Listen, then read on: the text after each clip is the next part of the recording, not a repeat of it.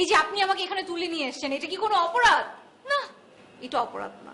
সব মিলিয়ে আমি একটা জীবনের কঠিন সময় পার করছি। এই সময় তোমাকে অনেক ঠান্ডা মাথায় কাজ করতে হবে। তুমি পাশে না থাকলে আমি ঠান্ডা হতে পারবো না। আমি তোমার পাশে সবসময় আছি, থাকবো। আমার আর ভালো লাগছে না, এতগুলো মানুষ, কারো কোনো খোঁজ নেই, এ কেমন কথা? মা, আমার মনে হচ্ছে সব ঠিক আছে, সবাই ভালো আছে। আমি জানি তুমি ওর ভালো চাও, কিন্তু আমিও ওর ভালো চাই, এবং আমার ভালো চাওয়াটা তোমার চাইতে বেশি। আপনি আমার চাইতে পল্লব ভাইয়ের বেশি ভালো চান? অবশ্যই, কারণ আমি ওর বোন। জনি আমার থেকে দেখতে অনেক সুন্দর, আমি দেখতে খারাপ, এই একটাই তো আমার অযোগ্যতা। আপনি এত ছেলে মানুষের মতো কথা বলতে পারেন। কথাটা ছেলে মানুষের মতন না বুইড়া মানুষের মতন আমি জানি না, কিন্তু এই কথাটাই সত্যি। তোমাদের গানটা জানো কি? এই কোলে আমি আর ওই কোলে তুমি। গানটা এক লাইন গাও না প্লিজ। ভাইরে স্যার আমার সুর আসে না।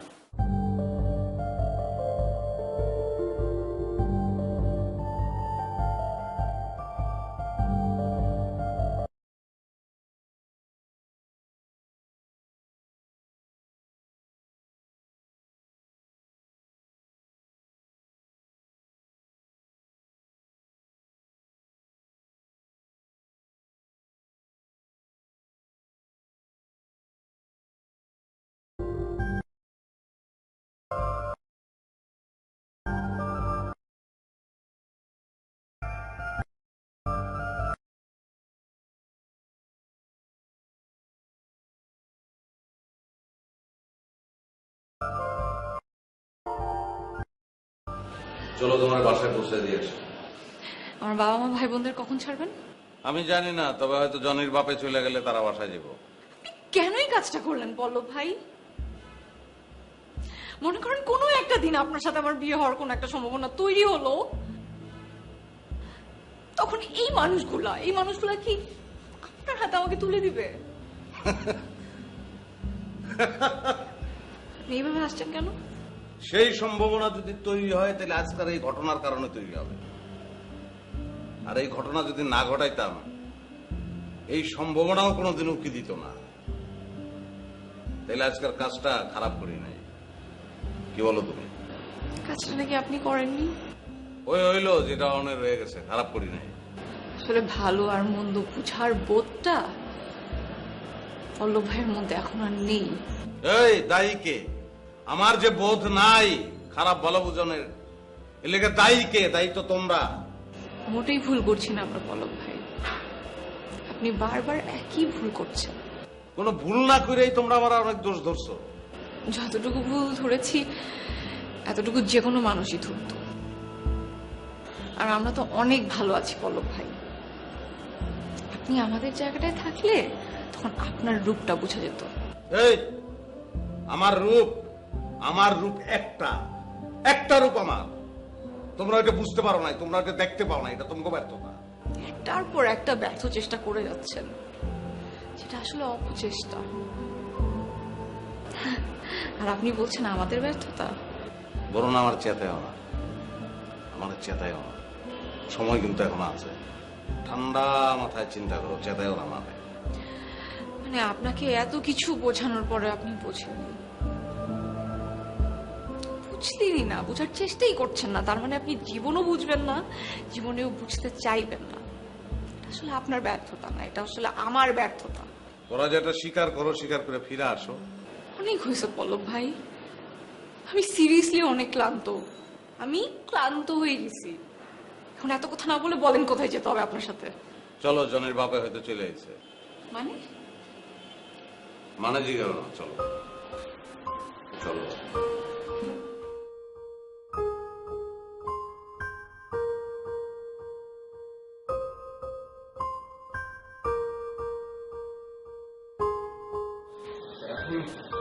কি করবো বলতো?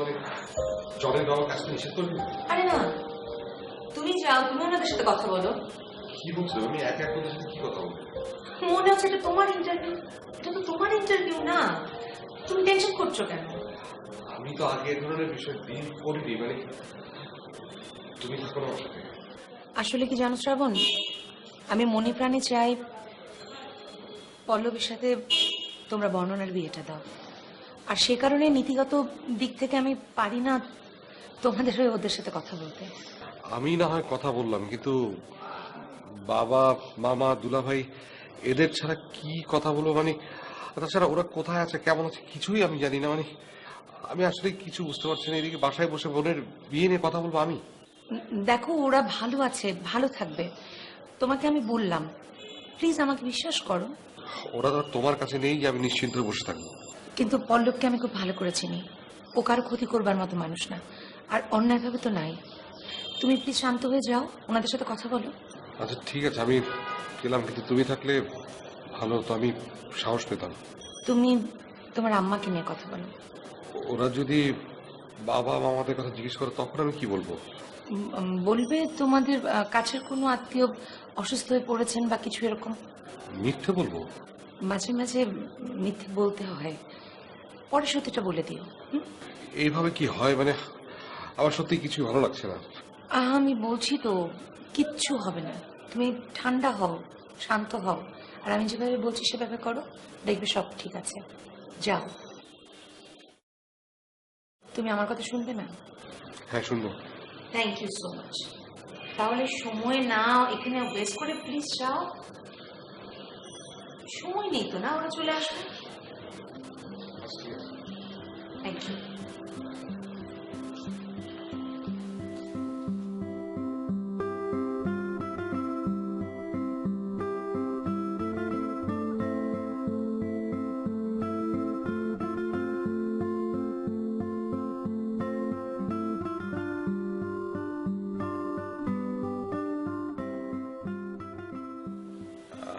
আসলে কথাটা বলতে আমি খুবই বিব্রত বোধ করছি। মানে আবার না বললে আপনারা ভুল বুঝবেন। হচ্ছে কি, আজ সকালে হঠাৎ আমার ফুপু খুব অসুস্থ হয়ে পড়েছেন। তাই নাকি? জি, মানে ওই বাবা আর মামা দুজনে ফুপুর এখানে গেছেন, মানে গ্রামের বাড়িতে। অবশ্যই যাওয়া উচিত, আপনাদেরও তো যাওয়া উচিত ছিল। না, আবার আপনাদের সাথে দেখা করাটা তো জরুরি, তাই। আরে না না, কি বলেন, অসুস্থতার উপরে কথা আছে নাকি? তা নেই, কিন্তু আসলে বোঝেনি তো, বোনের বিয়ে আর বিয়ের ব্যাপারটা নিয়ে আমরা সবাই খুবই সিরিয়াস। আরে সমস্যা তো ছিল না, আমি তো কালও আসতে পারতাম। আচ্ছা,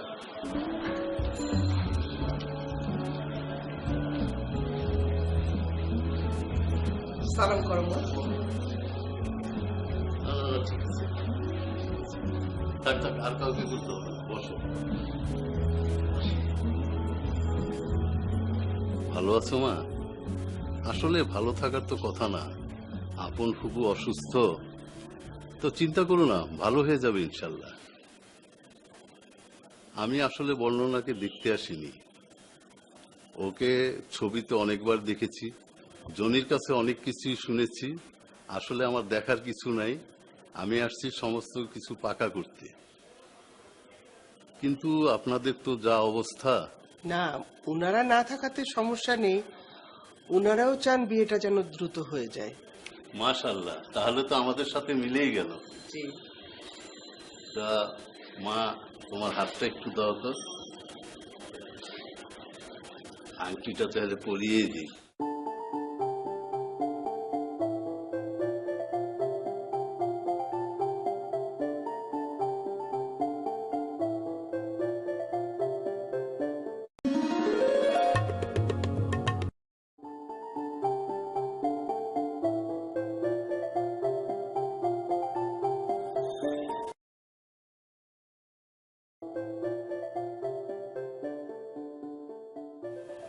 এখন আপনারা বলেন কবে বিয়ে করাতে চান?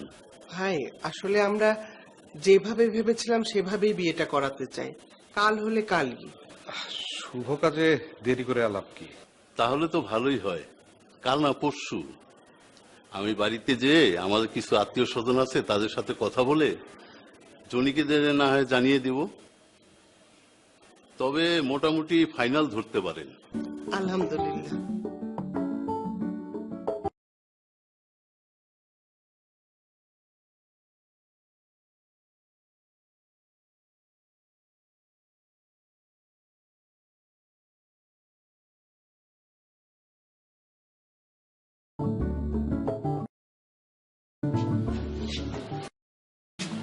ঠিক আছে ভাইজান, দেখা হবে।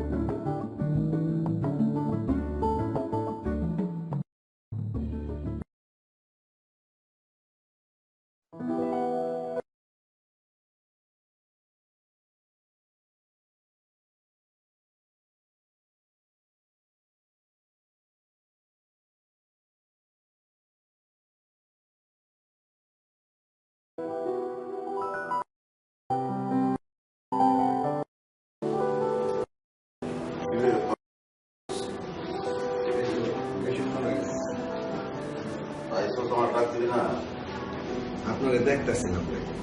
ভাই আপনার মনটা ভালো করে কথা বলতে ও আমার লোকের কথা কোন লেগে সে মনের ওয়েদারের খোঁজ খবর নিতে বল ভাই বর্ণনার সাথে কি কথা হয়েছে? ভালো কিছু করছে? কারণ আল্লাহ যেটা করে ভালো লেগে যায়। আমরা চাই না সেটা কোনো কারো ক্ষতি করছেই করে না। ভাই আমি জানা মতো না। তাহলে এখন যা করছে ভালোই করছে, আল্লাহ ভালোই করে, যা কইছে ভালোই করছে। কিসের মধ্যে কি করে? বর্ণনা আপনারা কি করছে? ভাই খুশি হওয়ার মতো কিছু পাই নাই। তা আমার ভালো হইলে তোরা খুশি হবি না? ভাই সরাসরি কথা বলেন। বর্ণনাকে জনের এখনো বিয়ে করবো? এই ব্যথাটা জীবনে ভালো হইব না। প্রেম কি চিননের আগে যারা চিনলাম, যে আমার প্রেম শিখাইল, ভালোবাসা শিখাইল, তারে ছাড়াই এই জীবন। আমি ভুল দরজার কয়রা লইয়া লাড়াচাড়া করছি রে। বিশাল ভুল ভাই আপনি শুধু একবার করুন, 3 মিনিটের মধ্যে বর্ণনার এখানে হাজির করুন। কাজে সব পয়লা দিনে যে কাজটা করতে পারতাম সেটা যদি এতদিন পরে এসে করি, তাহলে মাঝখানের দিনগুলোতে মিথ্যা হয়ে যায়।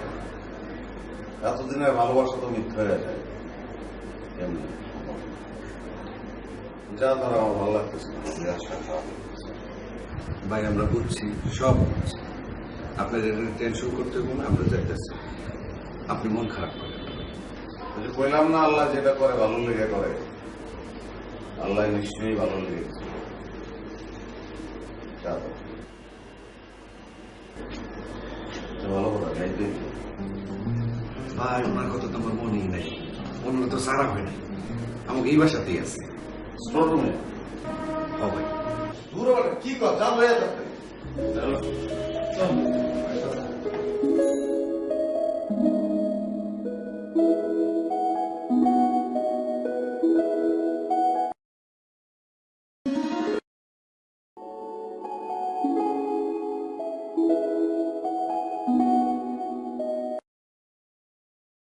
অপেক্ষা না করে কথা শুরু করেন। হ্যাঁ, আচ্ছা দেশ থেকে কি আইন কানুন সব উঠে গেল? আমাদের এতগুলো লোক আটকে রাখলো, এর কোনো বিচার নাই, আবার ছেড়ে দিল। কি আশ্চর্য! হ্যাঁ, আচ্ছা তোমরা সবাইকে নিশ্চিত যে ওই পল্লবী এই কাজটা করিয়েছে? নিশ্চিত বলতে মানে চাক্ষুষ কোনো প্রমাণ নেই, কিন্তু কিছু ক্লু তো আছে। যেমন আমি হারুনের সাথে কথা বলেছি, ও তো কিছু বলতে পারলো না যে পল্লব ভাই কোথায় গেছে। আচ্ছা তোমাদের যেখানে নিয়ে গেছিল সেখানে কিছু অনুমান করতে পেরেছো? না না, চোখ তো বাঁধা ছিল। আর যে ছেলেগুলো ধরে নিয়ে গেছিল তাদেরকে ওই মহল্লায় কোনোদিন দেখেনি। আর ওরা ওই পল্লবের ছেলে কিনা তাও তো জানি না। বাবা, এটা অবশ্যই পল্লবের কাজ। তুমি কেন বুঝতে পারছো না? পল্লব ছাড়া এই এলাকায় এত বড় শত্রু কে আছে আমাদের? শোনো, এটা কেন করেছে উনি? এটা উনি করেছে কারণ যাতে বর্ণনার বিয়েটা না হয়। কিন্তু বিয়ে আটকানো যদি মূল উদ্দেশ্য হয়, তাহলে জনির বাবাকে নিষেধ করে দিলেই তো হতো। সেটা না করে সে আসলে আমাদের ভয় দেখাতে চেয়েছে। হ্যাঁ মামা, আপনি একদম ঠিক বলেছেন। সে আমাদেরকে ভয় দেখাতে চেয়েছে। এখন যদি আমরা কোনো অ্যাকশন না নেই, সে ভাববে যে আমরা ভয় পেয়েছি। এই যে তোদের সব আজে বাজে চিন্তা ভাবনা, এটারও ঝামেলাটা বাড়বে। এসব প্রবলেম ট্যাকেল করতে হয় ঠান্ডা মাথায়। তোমরা কত ঠান্ডা মাথায় কাজ করো। আচ্ছা বাবা, আমি এখানে থেকে কি করব? তোমরা বরং কথা বলো, আমি ভিতরে যাচ্ছি। না না না না, তুই থাক। পল্লব আমাদের আটকে রেখেছিল, আবার জনের বাবাকেও আমাদের বাসায় আসতে দিয়েছে, তাই না? নিশ্চয় পল্লব আমাদের ভয় দেখাতেই চেয়েছে। দুলা ভাই, আপনার মতো সরল চিন্তা তার না। সে ভেবেছে আমাদেরকে আটকে রাখলে এ বাড়িতে এসে যদি কাউকে না পায়, তাহলে জনির বাবা বিরক্ত হয়ে অপমানিত বোধ করে এখান থেকে চলে যাবে। তাতে তার গায়ে সরাসরি দোষটা পড়লো না, বিয়েটাও ভাঙলো, কাজেই সাপও মরলো, লাঠিও ভাঙলো না। আর চাইলে তো সে অনেক কিছু করতে পারতো, কিন্তু তেমন কিছু সে করেনি। করেনি, করবো। হ্যাঁ, আমরা যদি কিছু না করি তাহলে সে আমাকে দুর্বল ভাববো। আমি মামার সাথে 100-তে 100 একমত। আমরা ভয় পাবার পরিবার না। তাহলে তোমরা কি করতে চাও? আমি পল্লবের সাথে কথা বলতে চাই। আহা জজ, এত সব ঝামেলা করে দরকার কি? শোনো, আমরা বুক ফুলে বর্ণনার বিয়ে দেব। আসলে তোমরা যত বড় মাস্তান তারে মনে করতেছ, তত বড় মাস্তান সে না। কিছুই করার ক্ষমতা নাই তার। আর আমরা সেই রকম প্রোটেকশন নিয়ে রাখবো। কি ধরনের প্রোটেকশন বাবা? ঝামেলা করলে আটকাইতে হবো না। ধরো আরো বড় কিছু জায়গা, এটা নিয়ে এখন চিন্তা করে কোনো লাভ নাই। পালায় তো আর কিছু করণ যাব না, যা করার সামনেই করতে হইব। যা খারাপ হওয়ার এখনই হয়ে যাক। হ্যাঁ, আগে তিতা পরে মিঠা ভালো। জায়গা বুবু, আমি পল্লবের সাথে কথা বলবো। না না না, খারাপ হবে না, আমি জজের সাথে একমত। আমাদের ভয় পেলে চলবে না, আর ওরা আমাদের খারাপও করতে পারবে না কিছু। আচ্ছা বর্ণনা, তুই জনিকে ফোন দে, শ্রাবণ কথা বলবে। জনির বাবা বলেছিল জনিকে জানাবে বিয়ের ব্যাপারে। দেখ তো কি করলো।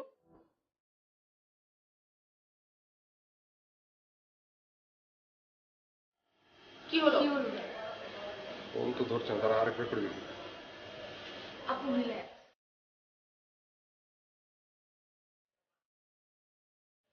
তোর নাম্বার থেকে ট্রাই করতো।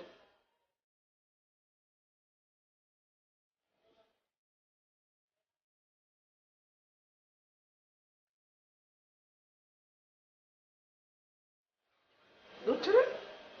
কি আশ্চর্য, ফোন ধরবে না কেন? আচ্ছা মা অস্থির হলো তো, হয়তো বিজি আছে। ট্রাই করা হয়েছে। আচ্ছা আমি দেখছি।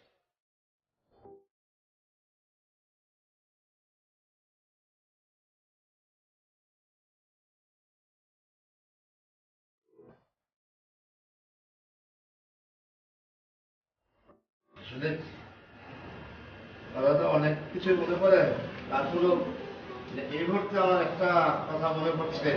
মানে আমি খাটে বসে আছি আর আপনারা নিচে বসে আছেন, আমাকে মনে হচ্ছে যে আমি রাজা আর আপনারা হচ্ছেন প্রজা। মানে আমার কাছে টাকা নেই, থাকলে আপনাদেরকে 2 টাকা করে দিতাম। মানে আপনাদেরকে মনে হচ্ছে মিসকিন ধরনের। না মানে পরে তো আমরা দোস্ত দুশ্মন। দুশ্মন মানে? মানে মানে আমরা দোস্ত আর কি, দোস্ত মানে ওই দোস্ত আসলে দুশ্মন চলে আসে, যেমন হারুন বললে ঘুরি চলে আসে। না মানে মানে আমি মনে হয় একটু বেশি কথা বলে ফেলছি আর কি। যাই হোক, মানে ওই পল্লব ভাই আপনাকে তো বলা হয়, মানে আমার ওই জেলখানার জীবনটা, অভিজ্ঞতাটা খুব ভালো ছিল। মানে ওই যে আমি যেখানে আটকা পড়েছিলাম। কেমন অভিজ্ঞতা?